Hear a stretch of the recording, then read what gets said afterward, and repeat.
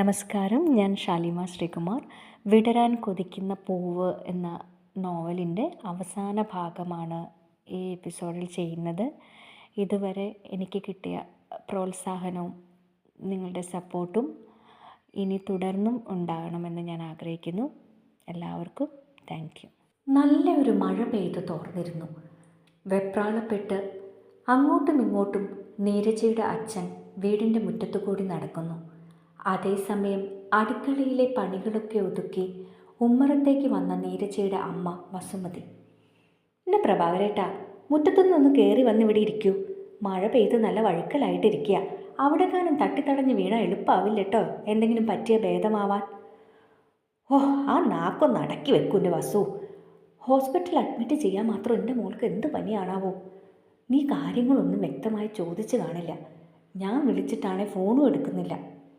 നീരജയുടെ അച്ഛൻ്റെ ആവലാതി കേട്ടിട്ട് വസുമതി അമ്മ പറഞ്ഞു, കാര്യമായിട്ടൊന്നും ഉണ്ടാവില്ല. അങ്ങനെയാണെങ്കിൽ ഡോക്ടർ ഡിസ്ചാർജ് ചെയ്യില്ലല്ലോ. എന്തായാലും അവരിങ്ങോട്ട് തന്നെയല്ലേ വരുന്നത്. ഇപ്പോൾ എത്താറായിട്ടുണ്ടാവും, അതുകൊണ്ടായിരിക്കും ഫോണും എടുക്കാത്തത്. പറഞ്ഞു തീർന്നില്ല അപ്പോഴേക്കും സുനിലിൻ്റെ കാർ ആ വീടിൻ്റെ ഗേറ്റ് കടന്നു വന്നു. കാറിൻ്റെ ഡോർ തുറന്ന് സുനിൽ നീരജയുടെ കൈ പിടിച്ചുകൊണ്ട് അവളെ പുറത്തേക്കിറക്കി. മകളുടെ നെറ്റിയിലുള്ള മുറിവ് കണ്ട്, എന്താ മോളെ സംഭവിച്ചത്? പനിയാണെന്നല്ലേ പറഞ്ഞത്? പക്ഷേ എന്തിനാണ് നിന്റെ നെറ്റിയിൽ ഇങ്ങനെ മരുന്ന് വെച്ച് കിട്ടിയിരിക്കുന്നത്? എന്താണ് എങ്ങനെയാണ് പറയേണ്ടതെന്ന് അറിയാതെ വല്ലാതെ വിഷമിച്ച് നിൽക്കുന്ന സുനിലിൻ്റെ കയ്യിൽ പിടിച്ചുകൊണ്ട് നീരജ പറഞ്ഞു, ഞങ്ങളെങ്ങനെ മുറ്റത്ത് നിർത്താനാണോ പരിപാടി? ദേ ചെറുതായിട്ട് മഴ പെയ്യാൻ തുടങ്ങി. വാ സുനിലേട്ടാ. നീരജയുടെ പെട്ടെന്നുള്ള ഭാവമാറ്റം കണ്ട് അതിശയത്തോടും അയാൾ അവളുടെ കയ്യിൽ പിടിച്ചുകൊണ്ട് മുറ്റത്ത് നിന്ന് വീട്ടിലേക്ക് കയറി. കാര്യങ്ങളൊന്നും മനസ്സിലാകാതെ പ്രഭാകരനും വസുമതിയും അവളുടെ പുറകെ ചെന്നു.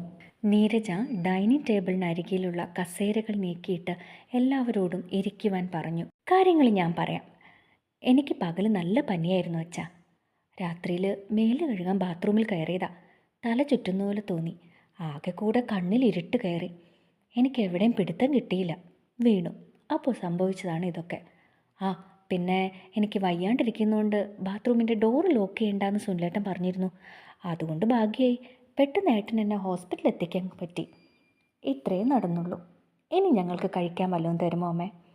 അമ്മ വന്നേ, എനിക്കിപ്പോൾ കുഴപ്പമൊന്നുമില്ല. ഇത്രയും പറഞ്ഞുകൊണ്ട് അവൾ തൻ്റെ അമ്മയെയും കൂട്ടി അടുക്കളയിലേക്ക് പോയി. അവൾ ഇങ്ങനെയാ മോനെ ചെറുപ്പം മുതലേ. എന്ത് വിഷമമുണ്ടെങ്കിലും അത് പുറമേക്ക് കാണിക്കില്ല. അത്യാവശ്യം ചില വാശിയുണ്ട് കേട്ടോ.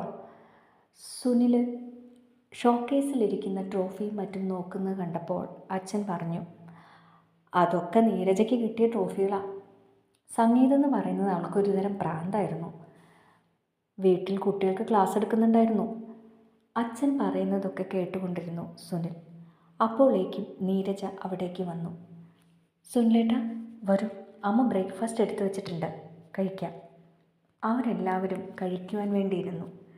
കഴിക്കുന്നതിനിടെ അമ്മ സുനിലിനോട് വീട്ടിലെ വിശേഷങ്ങൾ ചോദിച്ചു.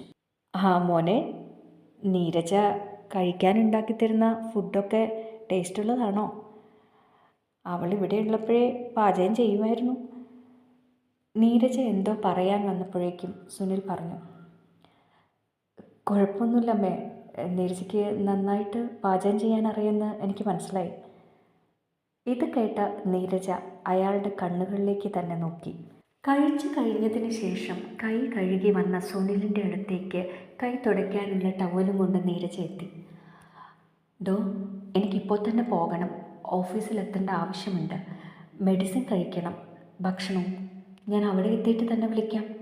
ഇത്രയും പറഞ്ഞുകൊണ്ട് സുനിൽ പോകുവാനിറങ്ങി.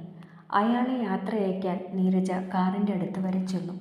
കാറിൽ കയറി ഡോർ അടച്ചതിന് ശേഷം സുനിൽ നീരജയോട് പറഞ്ഞു, തൻ്റെ അഭിനയം സൂപ്പറായിട്ടുണ്ട് കേട്ടോ, എനിക്കിഷ്ടപ്പെട്ടു.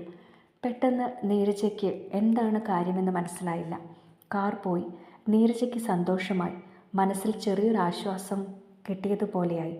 കാരണം ആദ്യമായി തൻ്റെ ഭർത്താവ് അവൾക്ക് പരിഗണന കൊടുത്തുകൊണ്ട് സംസാരിച്ചു.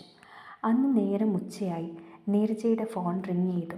സുനിൽ ആണെന്നറിഞ്ഞപ്പോൾ അവൾക്ക് അതിശയം കൂടി. കാരണം അയാളുടെ ഫോൺ കോൾ നീരജയുടെ ഫോണിലേക്ക് വരാറില്ലായിരുന്നു.